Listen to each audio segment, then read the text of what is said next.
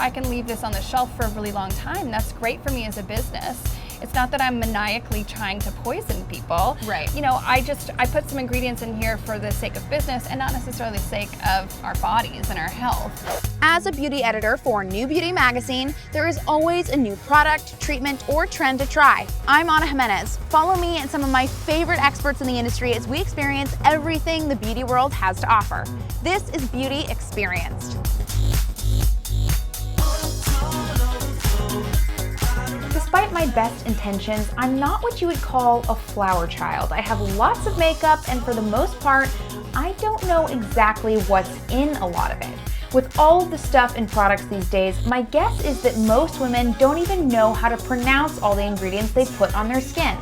In this episode, I go on a mission to learn all about green beauty. I want to know what's toxic and what's not, and which beauty brands are actually doing it right, creating products that aren't harmful to the body or the environment. To start my investigation, I meet up with Suzanne Hall. She's the editor-in-chief of The Chalkboard, a healthy living website from Pressed Juicery. There's green beauty, there's organic, there's eco-friendly.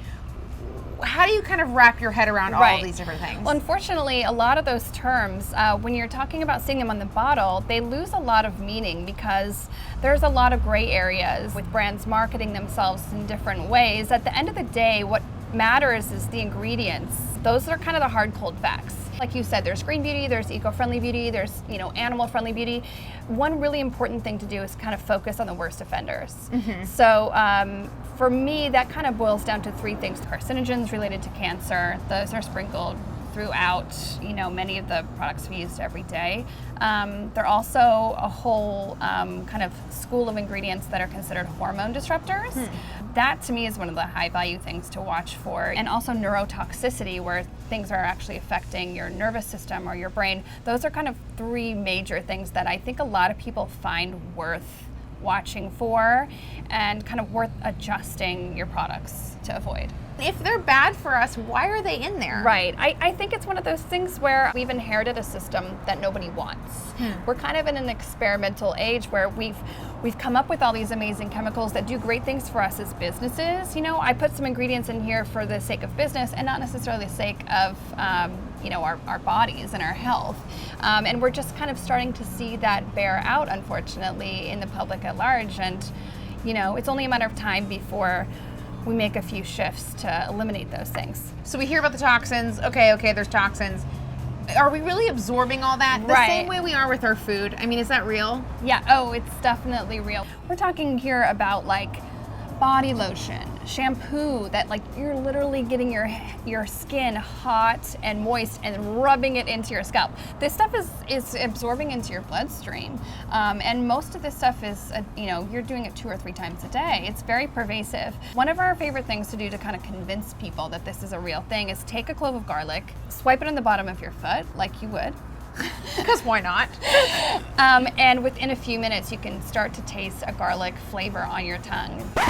Whoa. Is this true? I had to find out. So I have some garlic here from the organic market, and I have sliced it up nice and thin, and I'm gonna rub it on my foot and see if this is actual fact.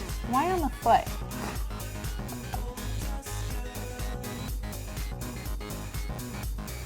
I can taste the garlic in my mouth right now. Oh, that's crazy. Weird. Uh-oh. It does matter, ladies and gentlemen. Back to the interview.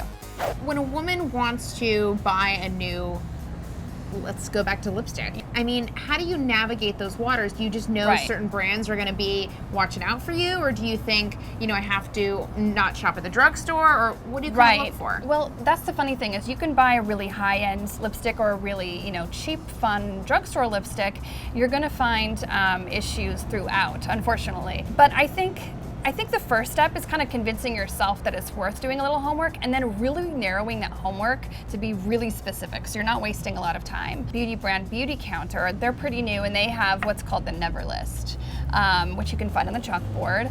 And it's a list of, I think, 12 or so ingredients that you should just absolutely never have in your products for any reason. Once you start to kind of wean some of these toxins out of your regimen, the fun part is that, you know, a lot of these natural brands are full of like superfoods for the skin, or like incredible oils and herbs and things that are doing really great things for your skin and that are quite effective nowadays. Beauty's really turned a corner now where natural beauty can hang with the big kids, and they're making stuff that you would use no matter what. To prove it, Suzanne took me through a bunch of the most exciting natural beauty products on the market today. She showed me a toxic-free sticky base coat from Scotch Naturals that works like Scotch tape. There was a shampoo loaded with Amazonian oils for super shiny hair, a foundation stick from Well People that's kind of a classic take on old-fashioned pancake makeup, but redone in a really modern way. And my favorites, of course, were for the lips. A lip crayon from Bite that, well, has some serious bite. It's highly pigmented and super sexy, along with a lip gloss from Kjaer Weis that is so chic it looks like it belongs in a modern art museum. To continue my exploration of non-toxic beauty brands, Suzanne took me to A Night for Green Beauty. It's a collaborative organic beauty pop-up event that brings together like-minded brands and introduces them to the public. It was created by a woman named Victoria Fantuzzi, the CEO of La Bella Figura Beauty. So Victoria, you created a natural brand. Why did you do that? I did that because I wanted for myself to have beautiful, safe, effective products without using toxic ingredients. Years ago, when I started to really learn what was in my makeup and my skincare products, my body products, I was really shocked, and I wanted to produce something that I felt proud for other women to use and that it was also safe. I have to ask you, we hear a lot about greenwashing of products in that, you know, you throw a leaf on the bottle and you can call it natural. What do you say about that, and what do you think about that?